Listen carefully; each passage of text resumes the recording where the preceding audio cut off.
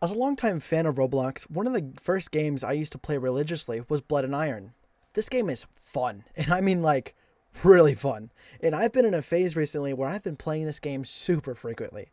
But way back when I was more new to Roblox, I remember messaging the developer with ideas I had for the game, back when I was like 11 years old. Now, I'll be honest, 11-year-old me didn't have very good ideas, but I still remember that one of those ideas that I had was a medic role. I loved playing healer roles in games back then, just like I still do to this day. And a medic class isn't an original idea. It's been suggested before, but one of the reasons it hasn't been accepted yet is because there's never really been a good concept on how to implement a healer role. I mean, there's not even a way to recover health, period, in this game.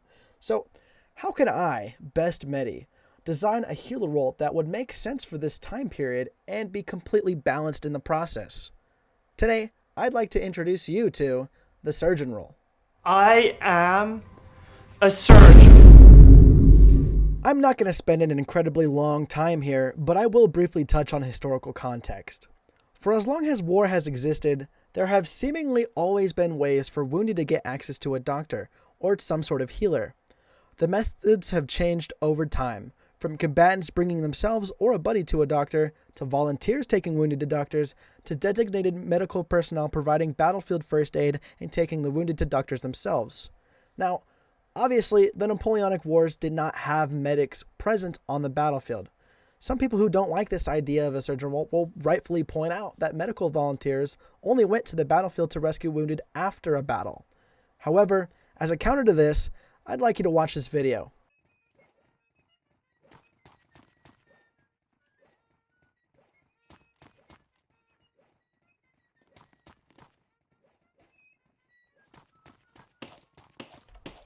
The video I just showed you was the sapper role. The sapper role used to be my favorite role. It's a very fun way to support your team and build a defense. However, I'd like to nitpick here for just a second.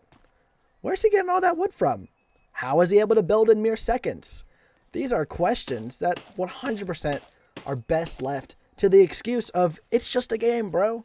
So when I talk about this surgeon role and what it would bring to the table, I'm not telling you that I'm suggesting a role that's 100% true to life, but what I am doing is posing a concept that would breathe some fresh air into this old but gold game. The surgeon role would be selected under the infantry category at the very bottom of the list. The infantry category is available to all nations and on any map, which makes them ideal for this surgeon role as they would be useful just about anywhere. But also, the surgeon role wouldn't really fit in any of the other categories, but an excuse could be made for them being in the infantry category. Their appearance doesn't have to be super complex in nature. The game Holdfast, which is a game set in the same time period as Blood and Iron, has some pretty cool uniforms for their surgeon class that stand out a lot from the rank and file, but I generally think that you can take a normal infantry uniform, slap an apron over it, and call it a day. Or at very least, have a shirt with the nation's colors and put an apron on the front. They don't have to stand out very much, but they should have at least one universal piece that makes them easily distinguishable from the other roles. Before we move to tools for the surgeon's loadout, I have to leave a huge disclaimer here. Their surgeon class is completely unarmed. Armed? Why would anybody ever use this role? Well, hang on. The reason for a surgeon class having been denied before is that everyone would just go surgeon and heal each other and kill the enemy. However, if you can't kill the enemy, then you can't win with a team of only surgeons. But to make up for the lack of offensive capability, you get two items which greatly increase your supportive capability. Those two items I'm suggesting are the surgical kit and the carry tool. Now let's finally move on to the loadout for these guys. The first item that they would carry is the surgical kit. Medicine over time has been carried in medical kits in many different ways, but one of the oldest examples of a medical kit dates all the way back to ancient Rome. To fit the appearance of Blood and Iron, I would simply suggest a small kit that would vary in color based on nation that would either have a white cross on the front or a white/black Casitas symbol. I would definitely vouch for the Casitas symbol though, because it has been the symbol for medicine for an even longer time period than the cross has been, or at least this is to my knowledge. It also isn't used in games very much, which can help it stand out. One of the two uses of the surgical kit would be healing. The idea is pretty simple. If you wish to heal an ally, you must walk up to them, click and hold on them for 5 seconds, and after that, they recover 25 health points. During this time, they must stay still. They cannot be reloading or have their weapon in the ready position, and they have to be extremely close to you. You yourself have to have your cursor on them the entire time, but your patient can look around freely. This is to keep healing very simple, but not uncounterable. Because each heal takes 5 seconds, you and your patient may be left extremely vulnerable to an enemy flank. And since you can't be reloading or have a weapon drawn, if you are flanked, the chances of death skyrocket. Healing a low health player from 25 HP back to full would take about 15 seconds. So not only must you communicate with your team, you also have to make sure you are safe / in a safe-ish position. This is the natural counter to healing. Reviving is the second use of the surgical kit. I know what you're thinking. You don't even have to tell me. I get it. The idea of reviving is super out there in terms of ideas, but hear me out.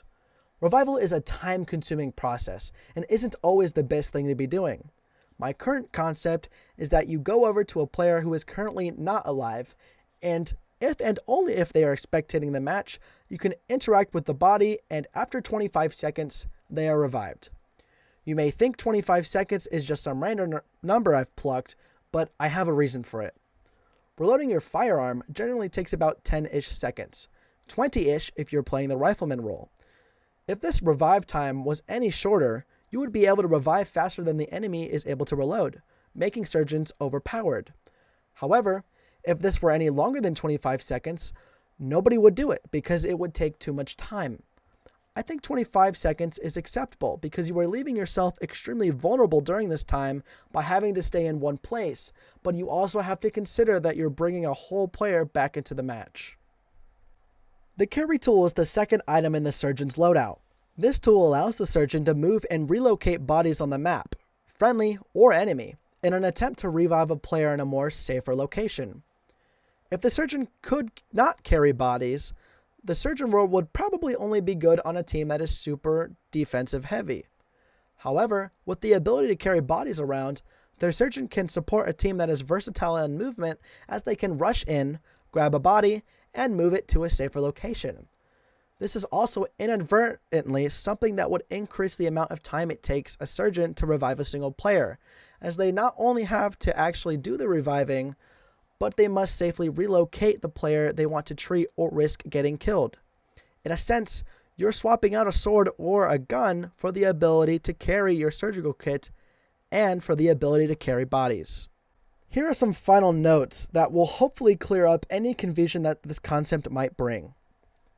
A healing animation should be made, but it doesn't have to be super detailed.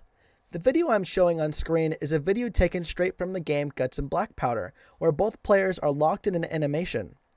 While I think this is cool, I don't think Blood and Iron needs to lock both players in place for an animation. I think an animation of the surgeon removing a bandage from their kit and wrapping it around their target until the healing or reviving process is complete would work really well here.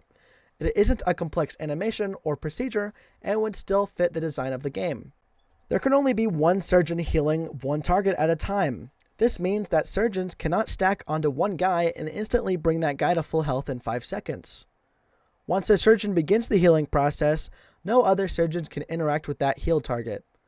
The same idea here is also applied to revival. Only one surgeon on a revive target at a time. This is to prevent a large team of only surgeons to all gang up on one target to basically instantly heal or revive them. Healing and reviving takes time, and this is one way to force that. Surgeons are technically non-combatants, meaning that a game can still end if there are only surgeons alive in a match. Think of how surrendering works. Your team can still win the match if there are only surrendering enemies left alive. To prevent surgeons from just cowering the whole game and stalling matches, a game can end if there are only enemy surgeons left alive. This also serves as an indirect counter to a team full of surgeons. How fun. If a surgeon revives an enemy, they'll get up, but will automatically surrender. If you accidentally spend your time rescuing an enemy as a surgeon, fear not, as now you have a prisoner of war to babysit. This is not an unrealistic practice either. The French during the Napoleonic Wars actually did spend time rescuing and treating wounded enemies, who were then made prisoners of war. That's all I have for you today. Be sure to leave your thoughts on this in the comments below, or ping me for changes you think would be better for this role. Bye!